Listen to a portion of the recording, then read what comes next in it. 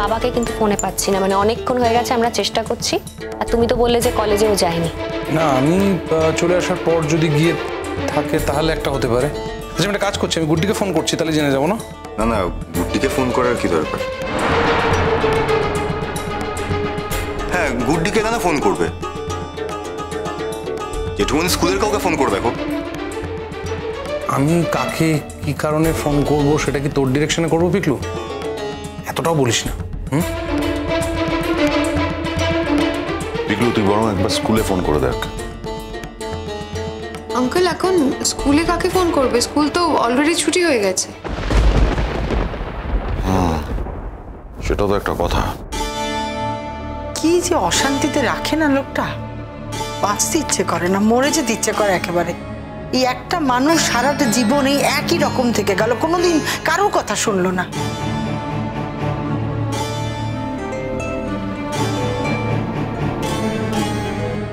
Hello. হ্যাঁ sir, বলুন। Sir দেখুন, আমি কখন থেকে জেঠুমনিকে ফোনে ট্রাই করছি, কিন্তু কিছুতেই ফোনে পাচ্ছি না। আমরাও জানো তো বাবাকে ফোনে পাচ্ছি না। আমি আসলে তোমাকে ফোন করলাম সেই কারণেই, যদি তোমার ওখানে গিয়ে থাকে, কারণ বাবা তো জানে যে আজকে রেজাল্ট বেরোবে। আমি সেই জন্যই জেঠুমনিকে বারবার করে ফোন করছিলাম, কিন্তু জেঠুমনি তো কিছুতেই আমার ফোনটা ধরছেন না, খালি বেজেই যাচ্ছে, রিং হয়ে যাচ্ছে শুধু। এবার তাহলে চিন্তা হচ্ছে। বুদ্ধি, ঠিক আছে, তুমি চিন্তা করো না, আমি এদিকে খোঁজ নিচ্ছি। খোঁজ নিয়ে কোনো খোঁজ পেলেই আমি তোমায় জানাচ্ছি, কেমন? চিন্তা করো না। স্যার স্যার বলছি যে আমি কিন্তু খুব চিন্তা করবো জেঠুমনির জন্য। আমাকে অবশ্যই খুব তাড়াতাড়ি জানাবেন, আর জেঠুমনি ভালো আছে কিনা সেটুকু। হ্যাঁ হ্যাঁ, জানাবো, তোমাকে জানাবো। দেখো বুদ্ধি, আমি খুব ভালো করে জানি যে তুমি ঠিক কতটা টেনশন করবে যদি তুমি খবর না পাও। আমরা হয়তো বাবার ছেলে মেয়ে, কিন্তু তুমি যে তার থেকে কিছু কম টেনশন করবে না সেটা আমি জানি। তাই কোনো একটা খবর পাই আমি তোমায় তখনই জানাবো, কেমন? তুমি টেনশন করো না, আমি খবর পেয়ে যাবো কোনো কারণে হয়তো। আমি তোমায় জানাচ্ছি, খোঁজ নিয়ে জানাচ্ছি। Okay sir. না, গুড্ডির ওখানে যায়নি। তাহলে কোথায় যেতে পারে রে? আজকে গুড্ডির রেজাল্ট বেরোবে আর দাদা সেখানে না গিয়ে অন্য কোথাও যাবে, এটা আমার মনে হয় না। হ্যাঁ, সেই জন্যই তো চিন্তা হচ্ছে। আমার মনে হয় কি, একবার ওনার স্কুলের কোনো কলিগকে বা হেডমাস্টারকে একবার ফোন করলে মনে হয় ভালো, তাই না? ল্যান্ডলাইনে ফোন এসছে, আমি দেখছি। হ্যালো। হ্যালো, শুনছেন? আমি অমিতাভ বাবুর স্কুল থেকে ওনার কলিগ কথা বলছি। হ্যাঁ বলুন। দাদা না এখনো বাড়ি ফেরেনি। শুনুন না, আমরা সমানে ওকে ফোনে ট্রাই করে যাচ্ছি, কিন্তু ফোনটা ধরছেই না, ফোন বেজে যাচ্ছে। কি হয়েছে বলুন তো? দেখুন, উনি না আজকে স্কুলে ছুটির পরে বেরোতে গিয়ে একটু অসুস্থ হয়ে পড়েছেন। আমরা ওনাকে কিওরে ভর্তি করেছি।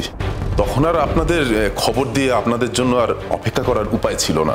মনে হচ্ছে একটা মাইল্ড অ্যাটাক হয়েছে। আপনার প্লিজ একটু তাড়াতাড়ি চলে আসবেন। কি বলছেন কি? না না, তেমন ভয়ের কিছু নেই, ডাক্তারবাবুরা দেখেছেন, কিন্তু একটা দিন অবজারভেশনে রাখতে হবে। তাই বলছি, আপনারা একটু প্লিজ তাড়াতাড়ি চলে আসুন।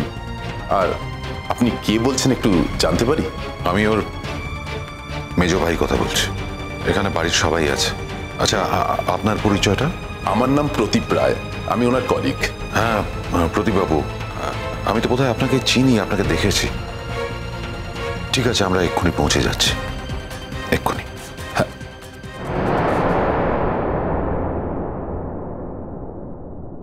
কি হয়েছে? মামাম দাদার স্কুল থেকে ফোন করেছিল। বৌদি, দাদার একটা মাইল্ড হার্ট অ্যাটাক হয়েছে।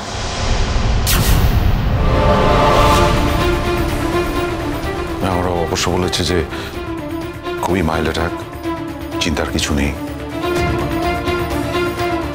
দাদাকে হসপিটালে নিয়ে যাওয়া হয়েছে, একটা দিন হসপিটালে অবজারভেশনে রাখবে। আমার মনটা বড্ড অস্থির করছিল, হানচান করছিল মনটা। মানে এটা তো খুব অদ্ভুত ব্যাপার, এত বড় একটা ঘটনা ঘটে গেছে স্কুলে, আমাদের তো একবার জানাবে। বললো জানানোর সময় পায়নি, ওরাও প্যানিকড হয়ে পড়েছিল। তবে ইমিডিয়েটলি হসপিটাল নিয়ে গেছে, আমাদেরকে যেতে বলেছে। লোকটা আমাকে জ্বালিয়ে পুড়িয়ে শেষ করে দিল, কোনোদিন আমার কথা শোনে না। আমি কতবার বলেছি নিয়মে চলো, কোনো কথাই শোনে না। ওষুধ একদিন দিন খায় কি খায় না কিছু ঠিক নেই, কদিন ধরে তো গুম হয়েছিল। আমার মনে হয় জেঠুমনি আমার এই বাড়িতে আসাটা না একদম মেনে নিতে পারেননি। সেই একই সঙ্গে মেনে নিতে পারেননি গুড্ডির এই বাড়ি ছেড়ে চলে যাওয়াটা, কিন্তু আমার তো কিছু করার নেই। আমার যখন এই বাড়িতে আসার আমি তখন এসেছি, এখন আমি কি করব? আমি তো আর ছেড়ে চলে যেতে পারি না। আর তাছাড়া আমার মনে হয় জেঠুমনি গুড্ডির সাথে এতটাই ইমোশনালি অ্যাটাচড যে গুড্ডিকে ছাড়া কিছু ভাবতে পারেন না। গুড্ডিকে এই বাড়ির একজন মেম্বার মনে করেন, কিন্তু সেটা তো রিয়েলিটি নয়। মানে আমি কিন্তু কথাগুলো বলছি জেঠুমনির ভালোর জন্যই। আমার মনে হয় জেঠুমনির সঙ্গে গুড্ডির সম্পর্কটা আর কন্টিনিউ না করতে দেওয়াটাই উচিত। শিরিন, আমরা তোমার এক্সপার্ট ওপিনিয়ন চাইনি। হ্যাঁ, বিশেষত এই পরিস্থিতিতে তোমার এক্সপার্ট ওপিনিয়ন কেউ চাইছে না। আমার বাবা একজন অ্যাডাল্ট মানুষ, আর একজন অ্যাডাল্ট মানুষ কার সাথে মিশবে কার সাথে মিশবে না সেটা তার ব্যক্তিগত সিদ্ধান্ত। আমার বাবা কার সাথে মিশবে সেটা আমরা ডিসাইড করবো না। ইনফ্যাক্ট কোনো অ্যাডাল্ট মানুষের ক্ষেত্রে সেই অধিকারটা বোধহয় আমাদের কারণ নেই। পিকলুর বেলাতেও ছিল না। যে পিকলু কি সিদ্ধান্ত নেবে কি সিদ্ধান্ত নেবে না সেটা তো আমাদের হাতে নেই, তাই না? আমরা তো কিছু করতে পারিনি। তাই আমার বাবা যদি একটা মেয়েকে স্নেহ করেন তাহলে বাবা স্নেহ করবেন। বাবা যদি মনে করেন সেই মেয়েটার সাথে মিশবেন, বাবা মিশবেন। আমরা আটকাবো না। আর কেনই বা আটকাবো? আজকের এই বিপদটা হচ্ছে বলেই ও কথাটা বলেছে। সবকিছুর জন্য এই মেয়েটাই দায়ী। দেখো, তোমরা এখনো কিন্তু একটু ভাবতে পারতে। শিরিনের কিন্তু কোনো স্বার্থ নেই। তো কথা হচ্ছে এখন এই কথাগুলোর কি মানে আছে আমি বুঝতে পারছি না। দাদা ভাই তোরা কি যাবি? আমি বেরোচ্ছি। বাবা পিকলু, আমাদের আগে আগে যাচ্ছিস, দাঁড়া আমরাও তো যাবো। বাবাকে যে তুই কতটা ভালোবাসিস সেটা তো জানা হয়ে গেছে। তুই তো বোধহয় এতটাও বাসিস না যতটা দেখাচ্ছিস। কি বললি? মানেটা খুব পরিষ্কার পিকলু, আমাদের থেকে বাবাকে বেশি তুই ভালোবাসিস না। যদি বাসতিস তাহলে বাবার কথাটা রাখবার চেষ্টা করতিস, বাবার মতটা বোঝার চেষ্টা করতিস। বাবার ছাড় পিকলু, এইসব কথার এখন আর কোনো মানে নেই। মিচকা, তুমি যাবে? কি বলছিস তুই? আমি যাব না? আমাকে তো যেতেই হবে। তবে একটা কথা বলি টুটুল, এই সময় বিষয়গুলোকে আর কমপ্লিকেটেড করিস না। সব যেমন চলছে নর্মালি চলতে দে। শিরিন এ বাড়ির বউ হয়ে এসেছে, ওকে ওর প্রাপ্য সম্মানটা দেওয়া উচিত বাড়ির প্রত্যেকের। পিকলু নতুন সংসার করতে আরম্ভ করেছে। আমার মনে হয় তোদের প্রত্যেকের উচিত পিকলুকে সুখে সংসার করতে সাহায্য করা। অ্যাটলিস্ট দাদা হিসেবে এটা তোর কর্তব্য। আর সেই কর্তব্য থেকে বিচ্যুত না হলেই ভালো হয়, শুধুমাত্র একটা অন্য মেয়ের জন্য। It is a request. যাকে শুধুমাত্র একটা মেয়ে বলা হচ্ছে সে কিন্তু শুধুমাত্র একটা মেয়ে নয় মেজদা। সেই জন্যই তো আমরা রিয়াক্ট করে ফেলছি বারবার। জানি করার কথা নয়, সেটা জেনো।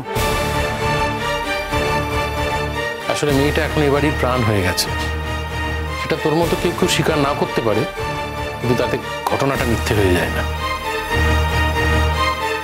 আচ্ছা তোমরা কি করছো? হ্যাঁ, সবাই মিলে এখন গুড্ডিকে নিয়ে আলোচনা করছো। তোমাদের কি মাথা খারাপ হয়ে গেছে? তোমাদের দাদার এই অবস্থা জানা সত্ত্বেও আমাকে নিয়ে চলো, আমি যাবো ওর কাছে, আমাকে নিয়ে চলো।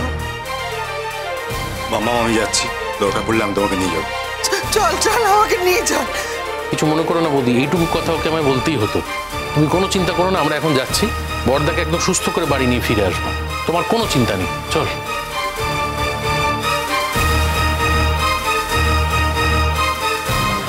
মিটি,